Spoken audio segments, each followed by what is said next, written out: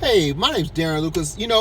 I used to do videos about Turo about 2 years ago when I first started, and I stopped. I don't know why I stopped, but I stopped doing the videos. I just got busy working, kind of got a little discouraged a little bit, and all that good stuff, so I stopped. And another day I was online, and I was looking at somebody making a video, and the guy was like, and these guys on Earn Your Leisure, they had this video of this guy. It's like, this guy's a great coach, he's this, he's that. And I was sitting there listening like, man, most of the information I have and more, and I've actually taught a lot of people personally, and so then I decided, I said, man, I need to get back online. I need to tell my story. I need to talk about what we're doing and how we're doing it, because we got guys that are learning, that are growing, that are making good money. So basically I started, you can go back and see my old videos. I started with like one car, this 2015 Honda Civic. I started in 2018 doing it, and I actually started in 16 before I kind of played with it a little bit, but then in 18 I started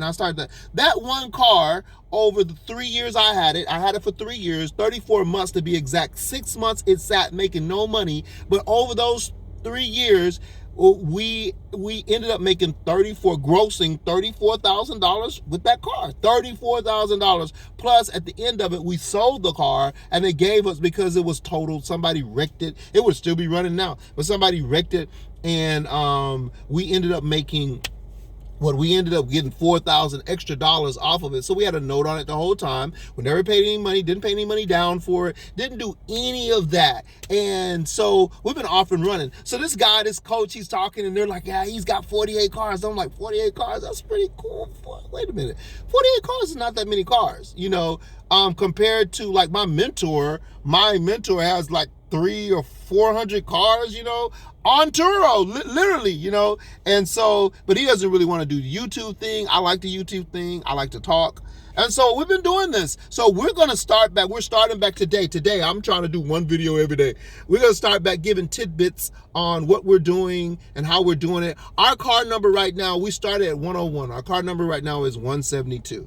We do not have 72 cars, right? But we've dealt with, put on, taken off, sold, bought, went through 72 cars during Turo. Now I think our number is right around 50, something around that. So we're right like where that guy was. We're around 50 cars, but we're just going to basically give out some tidbits of things that you should do to make your Turo business good. Because when I go online and hear people talk, I'm like, dude, you really, when you first start, you think, oh, it's going to be this, it's going to be that. And then when you get into it, like, oh, but you can take strategies. So learn from the strategies that we're going to be talking about here on our channel. If you like to subscribe, I'm telling you, the information is going to be off the chain.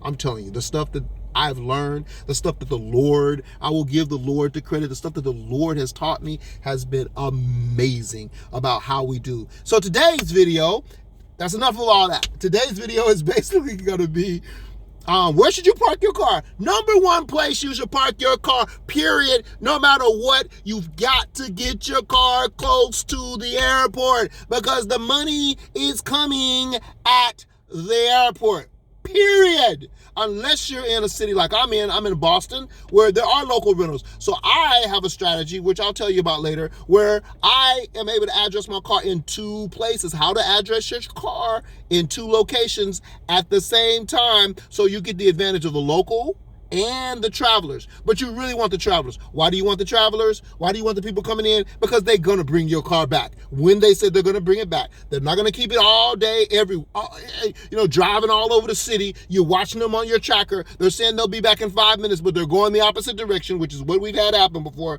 They're not going to do that, because they got to get back to their airport and get back to their house. And they don't want your car. And they ain't trying to keep your car. They ain't trying to drive your car themselves and do their own thing with your car.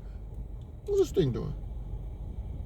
They're not trying to drive your car and do their own thing. What? I'm trying to learn how to use this thing. They're not trying to drive their car and do your own thing with their car. But what they're doing is they're going to bring your car back. So the best place to get you to the airport. I don't really want to show y'all this.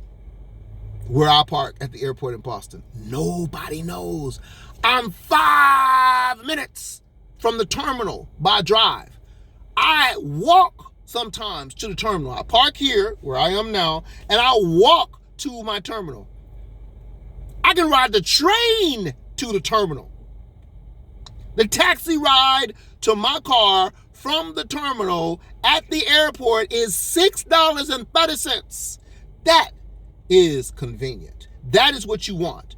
That is where you want to park your car at the closest place. So basically, I mean, you're not going to hear it right now. I'm going to jump out the car. You're not going to hear it right now. But basically, from where I park my cars, you can basically hear the airplanes flying right.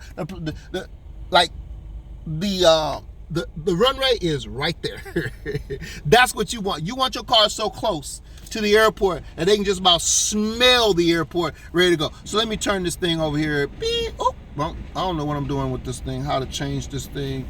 Anyway, you can basically smell the airport. Let me get out. So basically, this is where I don't know if I want to show you Boston people. If y'all see this, do not y'all gonna do it. So you know, we have several cars here. I'm trying to show it in the way because I can't flip this camera. But you know, we have our Tucson back there, somebody else's car. We have our HRV. Yeah, we're doing about 50 cars, but you know, of course, we have cars in Boston, in Dallas, in Chicago, in Austin, in where else we have cars? We also have cars in Birmingham. So we have cars there. So there's another one of our Toyotas. We like these Toyota Corollas, they're tanks. That's the 2020 kind of self-driving, but then we have the 2018, man, that thing is literally like a little tank. It's so sturdy and stable. And then of course we don't like these, we're out of these, we're done with these, but we have our Kia Optimus. You can hear the train, I ain't gonna tell y'all, over there is the airport, but you can hear and see the train rolling by because my customers can get on the train and go straight to the airport and then get on the shuttle from there to the airport and go straight where they wanna go. That's what you wanna be. So the tidbit today is get as close to the airport as you can. The real secret is to try to address your car. Remember, you can address your car wherever you want to address it. You can change the address to your car. It doesn't have to be at your house. You can change it anytime you want to. And so now what I do sometimes is I'll address my car in the city, which is on the other way over there. And then, but I won't do a delivery. I'll have like this car, the Optima that I just showed you. Its address is in the city, but I have things on it that says 5 minutes from the airport. So a lot of people will come to the airport and just get their car. It usually stays out here at the airport, although the address is in the city. And then I send a message to them saying, hey, your car is 5 minutes from the airport. I know what your address says, but here's the real address for it. You can go get it. That way, I am getting the advantage of both customers. The local customer, which is in the city, who wants to rent a car and run around, and the airport customer. Now, I want the airport customer. The airport customer is the most important customer to me, right? Because he's gonna bring the car back, as I said earlier.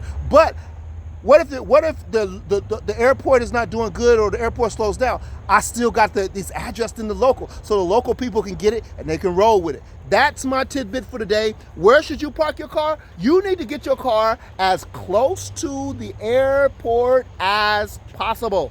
That's why the airport, the rental car companies have a bunch of their cars at the airport. So that's my tidbit for today. Y'all check it out. I'll be back tomorrow. I'm coming back tomorrow. I'm coming back every day with something to show y'all and tell y'all about this Turo game. Have a good one.